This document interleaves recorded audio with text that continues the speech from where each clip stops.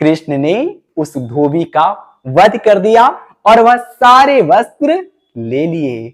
लेकिन कृष्ण तो भगवान है, न्याय प्रिय हैं। फिर उन्होंने छोटी सी बात पर, यानी कि सांसारिक वस्त्र लेने के लिए साक्षात भगवान जो कि किसी मोह पाश में नहीं बंधे होते, किसी आकर्षण में नहीं बंधे होते, उनका मन वस्त्रों पर आ गया। चलो ठीक है, उन वस्त्रों को पाने के लिए वो यहां तक आ गए कि उन्होंने उस बेचारे धोबी का वध कर दिया। हाय, ये कैसे भगवान हो सकते हैं।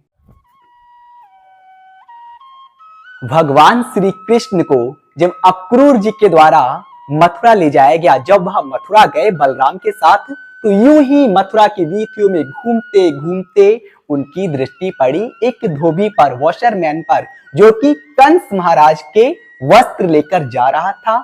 भगवान श्री कृष्ण को बहुत सुंदर लगे वह वस्त्र। उन्होंने अपनी ओर देखा कि अरे, हम यह ग्वाल वाले पुराने वस्त्र पहने हुए, क्यों ना ये नवीन वस्त्र, राजस्वी वस्त्र धारण किए जाएं।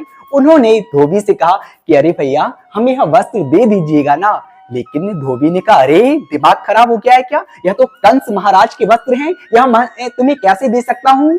लेकिन कंस के वस्त्र को देखकर कृष्ण को बार बार लग रहा था, वह बार बार बलराम की तरफ देख रहे थे कि दाऊ भैया क्या करूं, ये वस्त्र तो अच्छे हैं। एक बार वो पुनः आग्रह करते हैं धोबी से, भैया भैया प्लीज मुझे दे दीजिएगा ना यह वस्त्र। तो धोबी ने कहा, नहीं नहीं, मैं ये वस्त्र तुम्हें नहीं दे सकता। और भाई देवी कैसे देता, वह तो कंस का धोबी था, कंस का वॉशरमैन था। यदि वह वस्त्र वह किसी और को दे देता तो कंस के द्वारा उसे दंडित किया जाता। लेकिन बार बार जब कृष्ण ने कहा तब भी उन्हें वह वस्त्र नहीं दिए, तो कृष्ण को क्रोध आ गया और कहा, दाऊ भैया कर दूं इसका काम। दाऊ भैया ने कहा, हाँ कर दो। कृष्ण ने उस धोबी का वध कर दिया और वह सारे वस्त्र ले लिए। लेकिन कृष्ण तो भगवान है, न्याय प्रिय हैं।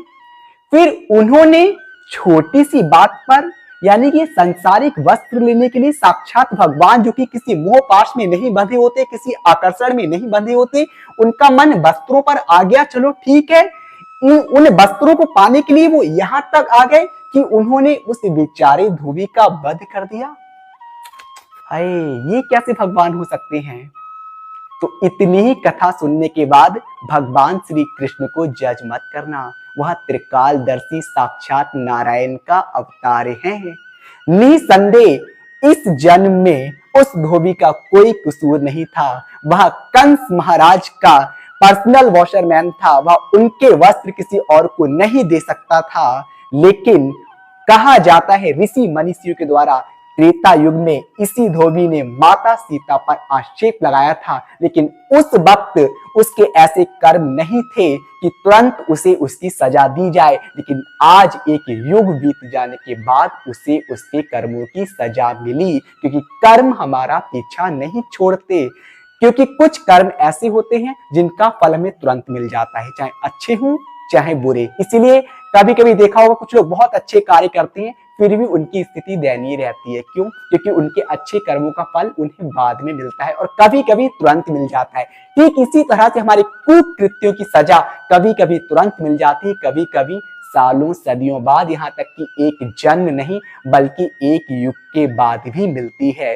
इसीलिए भगवान श्री कृष्ण ने आज उस धोबी को उसके त्रेता युग के किए गए कुकृत्य की सजा दी। उसने जानबूझकर माता सीता पर ऐसा आक्षेप लगाया और आज उसे उसके किए की सजा मिल गई थी।